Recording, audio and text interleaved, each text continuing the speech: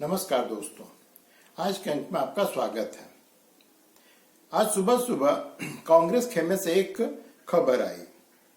कांग्रेस के लिए तो ये अच्छी खबर नहीं थी। हुआ ये है कि जो कांग्रेस के नेता अजय माकन कांग्रेस के ट्रेजरर भी हैं। उन्होंने मीडिया कर्मियों को बताया कि इनकम टैक्स डिपार्टमेंट ने कांग्रेस के सारे बैंक खातों को सील कर दिया है और हमारी ये स्थिति हो गई है कि हम अपने स्टाफ को, अर्थात कांग्रेस मुख्यालय में जो लोग काम करते हैं, उन स्टाफ को न तो हम सैलरी देने की स्थिति में हैं, न हम बिजली का बिल चुका सकते हैं और न ही पार्टी के किसी कार्यक्रम को हम आगे बढ़ा सकते हैं। ये वाकई बहुत बुरी खबर है। और अजय माकन और फिर उनके साथ साथ जो कांग्रेस के अन्य नेता हैं, छुटवैये से लेकर वरिष्ठ तक, जो उनके चाहने वाले पत्रकार हैं, उन सब ने जो कांग्रेस के बैंक अकाउंट को इनकम टैक्स डिपार्टमेंट ने जो फ्रीज कर दिया है, उसको कल जो सुप्रीम कोर्ट के द्वारा जो इलेक्शन बॉन्ड के जरिए बड़ी कंपनियां जो हैं, जो राजनीतिक पार्टियों को चंदा देती है, उसके साथ में जोड़ दिया। दरअसल हुआ ये था दोस्तों कल कि सुप्रीम कोर्ट ने जो इलेक्शन बॉन्ड के जरिए, इलेक्टोरल बॉन्ड के जरिए जो पैसा राजनीतिक पार्टियों को उद्योगपति या कोई अन्य आदमी भी दिया करती थी, ये अब तक अज्ञात हुआ करता था, अर्थात एनोनिमस हुआ करता था। कोई किसी को ये पता नहीं चल पाता था कि ये पैसा देने वाला कौन सा कंपनी है या कौन सा व्यक्ति है या कौन सा संस्था है। तो सुप्रीम कोर्ट ने कहा कि भाई ये जो है, जो आरटीआई कानून है, उसका उल्लंघन है। और उन्होंने कहा कि भाई इस जो इलेक्टोरल बॉन्ड का जो के जरिए जो पैसा देने का तरीका है, ये असंवैधानिक है। अब ये खबर सुनते ही कि इलेक्टोरल बॉन्ड को जो है असंवैधानिक घोषित कर दिया गया है, कांग्रेस और अन्य विपक्षी पार्टियां, खास करके जो इंडिया अलायंस के, उनके वो उछल कूद कर मचाने लगे। वो तो यहां तक कुछ अति उत्साही जो इनके नेता, वो तो ये तक कहने लगे मोदी सरकार को रिजाइन कर देना चाहिए। अब दोस्तों, मैं आपको इलेक्टोरल बॉन्ड का थोड़ा सा इतिहास बताता हूं, तब मैं आज जो इनकम टैक्स डिपार्टमेंट ने किया उसके बारे में आपको बताऊंगा। दरअसल इलेक्टोरल बॉन्ड जो है 2017 या 18 में लाया गया था, मुझे डेट एग्जैक्टली याद नहीं है।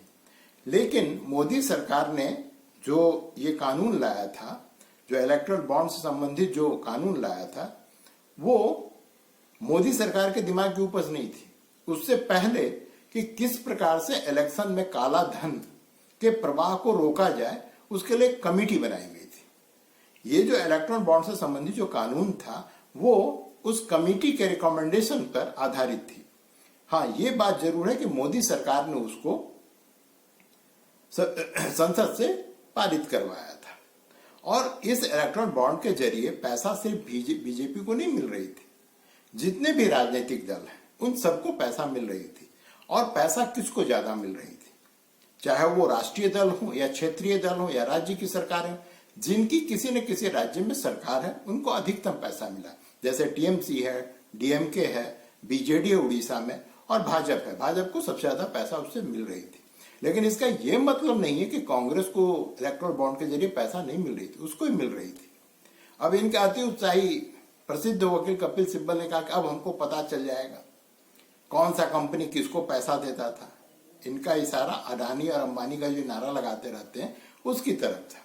अब दोस्तों, मैं आपको बताऊं कि मान लीजिए 13 मार्च को सारे नाम जो है एसबीआई जो है वो इलेक्शन कमीशन को देगी और इलेक्शन कमीशन उसको अपने वेबसाइट पर जारी कर देगी। अब अगर पता चलता है कि कांग्रेस भी अडानी और अंबानी से पैसा लिया करती थी और उसको गाली बका करती थी, या अन्य जो क्षेत्रीय दल हैं, चाहे वो डीएमके हो या फिर टीएमसी हो वेस्ट बंगाल में, ये सभी उससे पैसा लिया करती थी और खाती भी थी और गुनगुनाती भी थी, अर्थात गाली बकती थी, तब ये लोग कहाँ मुंह छुपाने जाएंगे। तो ये बहुत सारे लोगों की कलई खुलने वाली है। और यही कारण था कि इसको जो इसमें पैसा देने वाले थे, उनके नाम को इसलिए एनोनिमस रखा जाता है दोस्तों कि आज मान लीजिए बीजेपी की सरकार है, कल यहाँ पे कांग्रेस की सरकार आवेगी और उसको अगर ये पता चल जाए कि ये बीजेपी को पैसा दिया करता था, तो हो सकता है, ये कोई जरूरी नहीं है, लेकिन हो सकता है कि कांग्रेस फिर उस औद्योगिक घराने से बदला लेने की कोशिश करे। ये सिर्फ इसलिए किया गया था। अब ये तो मामला कल हो गया, चींपों हुआ, लेकिन फिर लोगों को जब समझ में आया तो रात तक ये शांत भी हो गया। आज सुबह से कोई इसके बारे में कोई ज्यादा चर्चा नहीं कर रहा था, लेकिन तब तक वो हो गया कांग्रेस के साथ में कांड कि इनकम टैक्स डिपार्टमेंट ने उसके सारे खाते फ्रीज कर दिए। अब इन लोगों ने जोड़ना चालू किया कि कल चूंकि सुप्रीम कोर्ट में इलेक्टोरल बॉन्ड से संबंधित मामले को ले जाने वाली जया सिंह करके महिला वकील हैं, वो कांग्रेस पार्टी की हैं।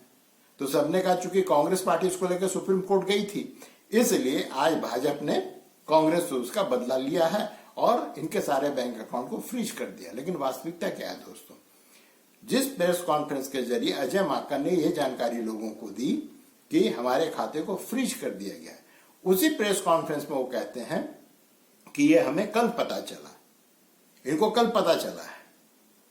आज इसका मतलब है कि जब सुप्रीम कोर्ट का डिसीजन है उससे पहले ये कांड हो चुका था, लेकिन चूंकि लोगों को जोड़ना है इसको इलेक्टोरल बॉन्ड के साथ में और ये बताना है कि भाजपाई जो है बड़े शैतान लोग हैं, इसलिए उन्होंने कांग्रेस से बदला लेने के लिए ऐसा किया है, इसलिए आज ये झूठी खबर फैला रहे हैं।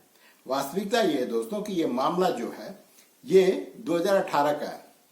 2018 में ये लोग हर को अपना इनकम टैक्स रिटर्न जो भरना पड़ता है, इन्होंने 45 और अपना ऑडिट रिपोर्ट जमा करना पड़ता है, तो इन्होंने 45 दिन की देरी से ये रिपोर्ट जो है सो इनकम टैक्स डिपार्टमेंट में जमा किया था।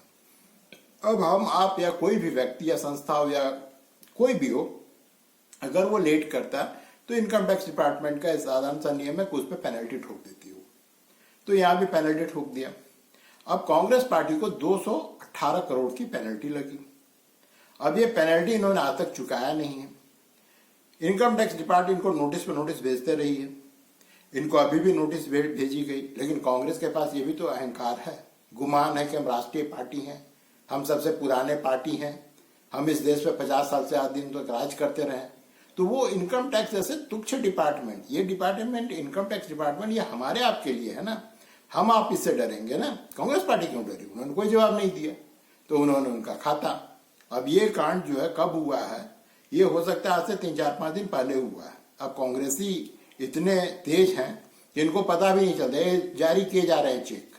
जब चेक बाउंस होना चालू हुआ तब इन्होंने कल पता करवाया है, कल इन्होंने पता करवाया कि चेक बाउंस के क्यों हो रहा है, उसका कारण क्या है।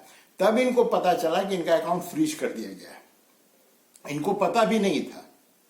ये बात इनको कल तक पता चली जब चेक बाउंस होना चालू। इसी से पता चलता है कि हो सकता है संभवतः ये 5-6 दिन पहले या 1 सप्ताह पहले ये हुआ है। लेकिन कांग्रेसी तो कांग्रेसी हैं, कुछ भी हो, चींटी मर जाए तो भाजपा ने मार दिया, इनकी स्थिति ये है। मैंने किसी को कुछ हो तो बस भाजपा ने कर दिया है, और भाजपा नहीं चाहती है कि हम जो चुनाव प्रचार कर सकें, हमारे नेता देश भर में घूम सकें, ये सब इन्होंने आरोप लगाया। हालांकि इस खबर का जो अपडेट है, जो नवीनतम समाचार है वो ये है कि इनकम टैक्स ट्रिब्यूनल के पास ये गए, इन्होंने इनको 4-5 दिन का मोहलत दिया है। इस मामले की अगली सुनवाई जो है वो अगले बुधवार को होगी। अब इनको वहां पर जाकर अपना पक्ष रखने का मौका मिलेगा और ये मामला चलता रहेगा, और अंततः फिर क्या डिसीजन लेती है आईटी ट्रिब्यूनल, उसके अनुसार कांग्रेस को काम करना पड़ेगा। हालांकि उसके दरबार ये भी खुला है, उसका तो सुप्रीम कोर्ट चला जाए, क्योंकि भारत में अगर आप एक बार कोर्ट में पहुंच गए तो वो मामला आपका जो 1 साल 2 साल 2-4 महीने में समाप्त होने वाला नहीं है। तो ये मामला अभी चलता रहेगा। और चूंकि इसने इनकम टैक्स डिपार्टमेंट ने, मैं तो यही कहूंगा, कांग्रेस पार्टी को एक मौका दिया, तो आज जो इसके युवा संगठन के जो NSUI या सबके जो हैं बच्चे, उन्होंने दिल्ली में ठीक अपना कुछ हो हंगामा किया। इसी बहाने जो से कम दिल्ली वालों को पता चल कि कांग्रेस अभी जिंदा है। अब जिंदा है तो एक और खबर कांग्रेस से ही आज है।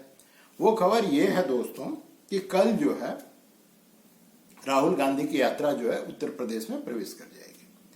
उनकी बहन प्रियंका गांधी वहां पे उनको रिसीव करेंगे, राहुल गांधी को, और उसके बाद में बनारस और अन्य जगहों पे ये लोग जाएंगे और अपना जो रोड शो वगैरह करते हैं वो करेंगे। लेकिन खबर ये नहीं है दोस्तों, खबर ये है कि समाजवादी पार्टी के अभी ताजे ताजे जो महासचिव पद को त्याग करके बैठे हुए हैं स्वामी प्रसाद मौर्य, वो कांग्रेस में शामिल होने जा रहे हैं। अब मैं बताऊं कि कांग्रेस में ये शामिल होने जा रहे हैं, उससे पहले थोड़ा सा स्वामी प्रसाद मौर्य के बारे में आपको बता दूं दोस्तों। स्वामी प्रसाद मौर्य जो है, इनका राजनीतिक उद्भव जो है, जो इनका जो प्रारंभ हुआ वो हुआ मायावती के संग में, जो सबको पता है बहुजन समाज पार्टी की सुप्रीमो है। और ये बढ़ते बढ़ते बढ़ते बढ़ते एक समय में मायावती के राइट हैंड मैन बन गए। लेकिन फिर महत्वाकांक्षा इनको लगा कि हाँ तो हम कुछ कर नहीं पाएंगे, तो इन्होंने एक दिन मायावती का साथ छोड़ दिया और ये धीरे से घुस लिए भाजपा में आए, मंत्री बने। इनकी बेटी जो संघमित्रा मौर्य हैं वो सांसद बनी, सब कुछ ठीक ठाक चल रहा था। फिर इनको लगा अरे ये तो योगी बन गया मुख्यमंत्री। फिर इनकी महत्वाकांक्षा ने हिलोरे मारना प्रारंभ किए और एक दिन ठीक विधानसभा चुनाव से ठीक पहले इन्होंने गुड बाय नमस्ते बीजेपी को कर दिया। अब ये अलग बात है कि फिर ये सपा में जो गए और समाजवादी की टिकट पे विधानसभा का चुनाव लड़े और हार गए। तो उसके बाद में अखिलेश यादव ने इनकी वरिष्ठता और इनकी जाति को देखते हुए इनको एमएलसी बना दिया। एमएलसी का मतलब विधान परिषद का सदस्य बना दिया और पार्टी का महासचिव भी बना दिया। मैंने इनको पर्याप्त इज्जत दिया गया। लेकिन फिर इनको लगा कि यहाँ भी मेरा कुछ बन नहीं रहा है। लेकिन बन क्यों नहीं रहा है, इसका मुख्य कारण अभी ये जो परेशान हो रहे हैं, इसके दो कारण हैं। पहला कि आस लगाए बैठे थे कि मैं राज्यसभा चला जाऊंगा समाजवादी पार्टी से। अब अखिलेश यादव ने इनको राज्यसभा का टिकट नहीं दिया। पहला तो दुख का इनका कारण ये था।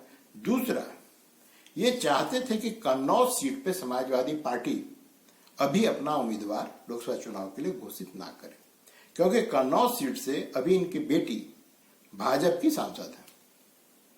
अब ये चाह रहे थे कि हम अपनी बेटी को यहां से समाजवादी पार्टी का टिकट दिलवा दें, इनकी सोच रही होगी। अब ऐसा जो है सो अखिलेश यादव ने किया नहीं, उन्होंने कन्नौज सीट पे अपना उम्मीदवार घोषित कर दिया।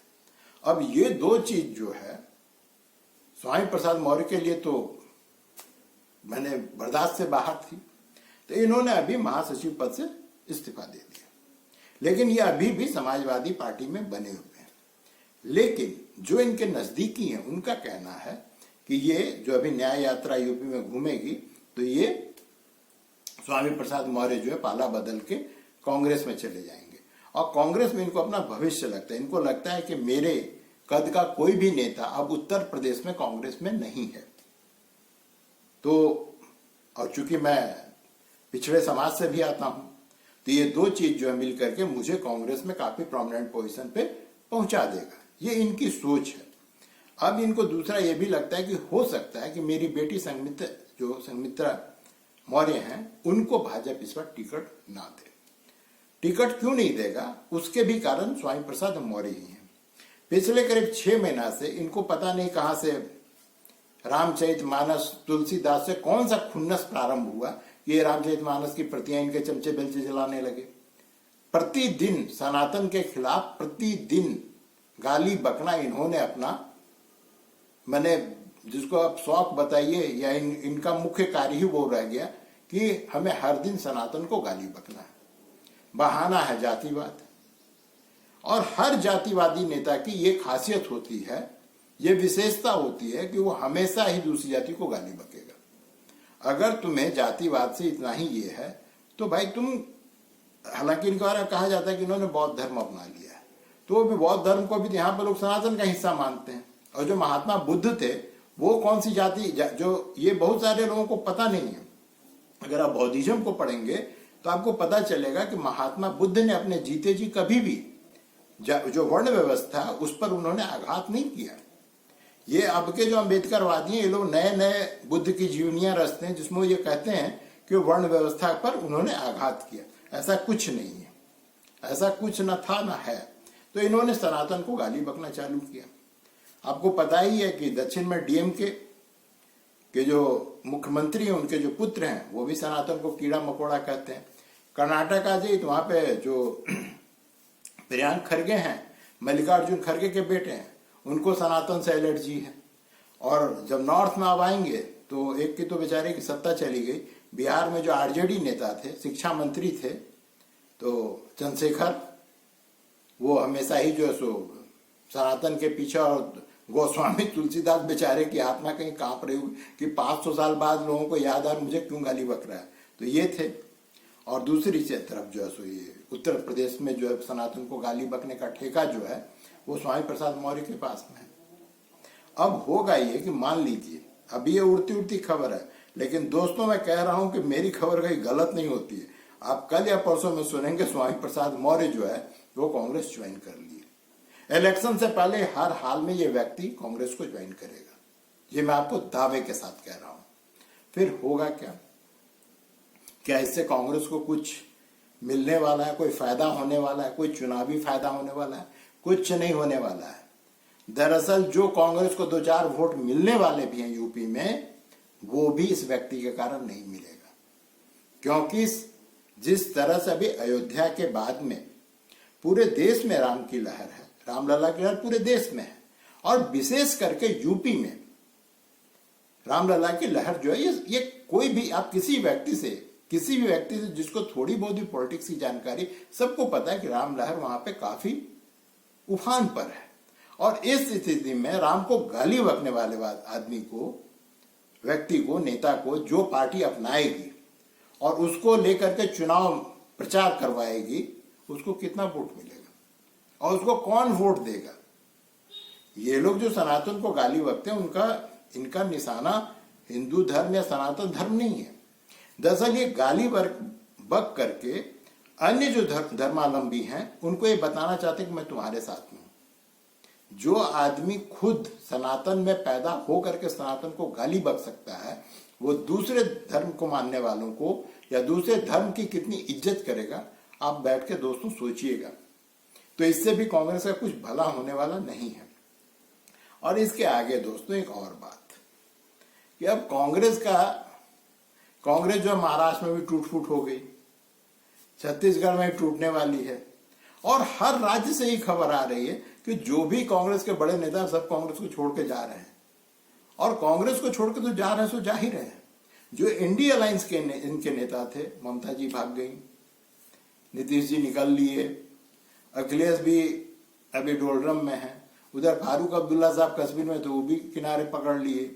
महाराष्ट्र में लोगों का कहना है कि उद्धव ठाकरे कहीं कल के तारीख में आपको एनडीए में ना दिखाई दें।